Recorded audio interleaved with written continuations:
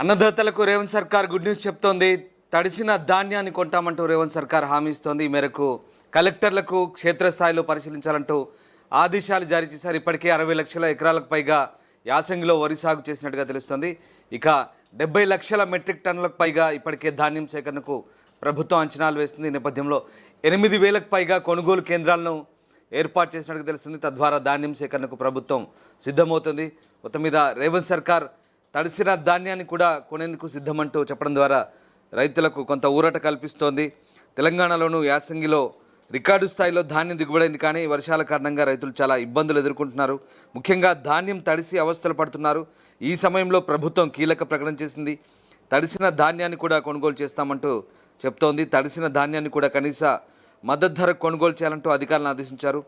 కలెక్టర్లు క్షేత్రస్థాయిలో పర్యటిస్తూ కొనుగోలు ప్రక్రియను పర్యవేక్షించాలన్నారు. రైతులు ఆందోళన చెందాల్సిన అవసరం లేదని ప్రభుత్వం అండగా ఉంటుందంటూ హామీ ఇచ్చారు. యాసంగిలోనూ రికార్డు స్థాయిలో ధాన్యం దిగుబడైంది. 60.14 లక్షల ఎకరాల్లో వరి ధాన్యం సాగింది. 129.35 లక్షల మెట్రిక్ టన్నుల ధాన్యం దిగుబడిని ప్రభుత్వం అంచనా వేసింది. 70.13 లక్షల మెట్రిక్ టన్నుల ధాన్యం కొనుగోలు ప్రభుత్వం లక్ష్యంగా పెట్టుకుంది. ఇప్పటికే 50 లక్షల మెట్రిక్ టన్నుల ధాన్యం కొనుగోలు చేసింది.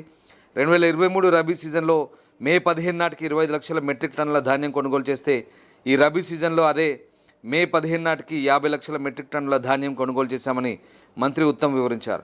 ముందెన్నడూ లేని రీతిలో పెద్ద సంఖ్యలో ధాన్యం కొనుగోలు కేంద్రాలు ఏర్పాటు చేశామన్నారు. యాసంగి ధాన్యం కొనుగోలుకు 8,348 కొనుగోలు కేంద్రాలను ప్రభుత్వం ఏర్పాటు చేసిందన్నారు.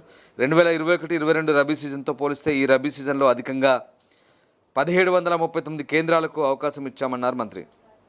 ధాన్యం దిగుబడి రికార్డు స్థాయిలో పెరగడంతో కొనుగోలు కేంద్రాలను పెంచామన్నారు. ధాన్యం కొనుగోలును ప్రభుత్వం అత్యంత ప్రతిష్టాత్మకంగా తీసుకుంది.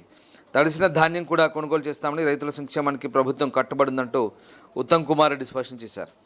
రైతుల అభిష్టానికి అనుగుణంగా ధాన్యం కొనుగోలు జరుగుతున్నాయని, కొనుగోళ్ల ప్రక్రియను కలెక్టర్లు క్షేత్రస్థాయిలో పర్యటిస్తూ పర్యవేక్షించాలన్నారు.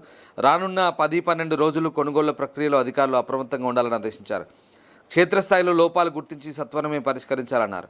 ధాన్యం కొనుగోళ్ల ప్రక్రియపై జరుగుతున్న దుష్ప్రచారాన్ని తిప్పికొట్టాలన్నారు. నిజాలు ప్రజలకు బహిర్గతం చేసి రైతులకు భరోసా కల్పించడంలో కలెక్టర్లు చొరవ చూపాలన్నారు. అటు సచివాలయంలో వ్యవసాయ శాఖ అధికారులతో ముఖ్యమంత్రి సమీక్ష నిర్వహించారు. మంత్రి తుమ్మల నాగేశ్వరరావు, సీఎం సలహాదారు వేం నరేందర్ రెడ్డి, ఉన్నతాధికారులు హాజరయ్యారు.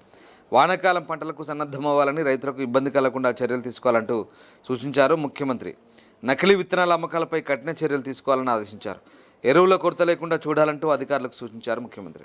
ప్రపంచంలో ఏ మూల ఏ క్షణం ఏం జరుగుతుందో వేగంగా తెలుసుకోవడానికి తొలి వెలుగు వాట్సాప్ ఛానల్ని ఫాలో చేయండి.